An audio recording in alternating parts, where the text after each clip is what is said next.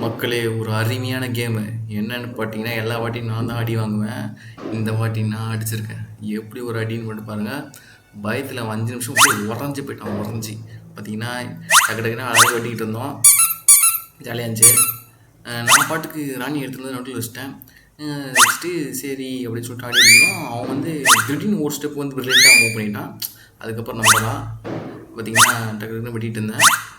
இவன் இங்கே தாண்டும் போதே ஒரு டவுட் வந்துச்சு. என்னடா இங்கே தாண்டுறான் அப்படின்னு சொல்லிட்டு டவுட் வந்துச்சு. சரி நான் வந்து இதை வந்து இதை வச்சு இப்படி வெட்டலாமா இல்லை இதை வச்சு இப்படி வெட்டலாமான்னு சொல்லிட்டு சின்சராக யோசிச்சுட்டு இருந்ததுனால அதை வந்து நான் பெருசாக எடுத்துக்கல. பார்த்தா அடுத்த ஸ்டெப்பு வந்து நான் இங்கே வச்சேன்.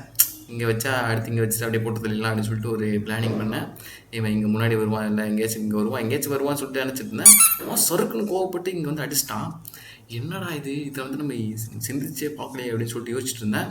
சரி இதை வச்சு இதை போட்டுடலாம்னு சொல்லிட்டு யோசிச்சு போடலான்னு பார்த்தா அப்புறம் இது தான் இருக்கே, இதை வச்சு அடிச்சிடுவோம், எதுக்கு பெரிய ஆளை வச்சு ஒன்று அடிக்கணும், சின்னவனை வச்சு அடிக்கணும்னு சொல்லிட்டு ஒரு போட்டேன்.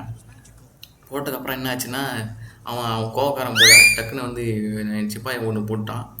அப்புறம் வந்து திருப்பி நான் நூற்றி திருப்பி போடலான்னு பார்த்தா அவன் இங்கே ஓடிட்டான்.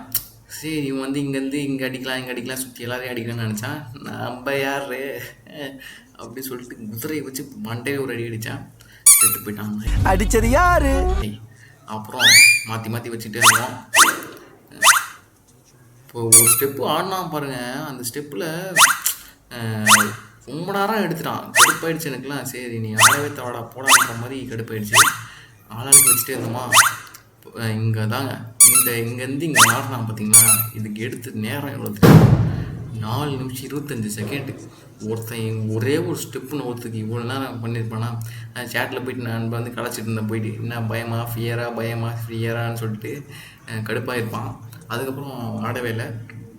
திருப்பி ரொம்ப நேரம் வந்து இங்கே வந்து செக்கு இங்கேருந்து இது அடிக்கலாம், இதை நவுத்துனா இதை வச்சு இதை அடிப்பேன் அப்படி ஜாலியாக ஆடலாம் அப்படின்னு சொல்லிட்டு அவன் நவுத்துறானா. அப்போ இதை வச்சு சதக்கு இங்கே அடிச்சிடலாம் சொல்லிட்டு பசங்க ஒரு போட்டேன். இவன் வந்து இங்கே வச்சிட்டான்.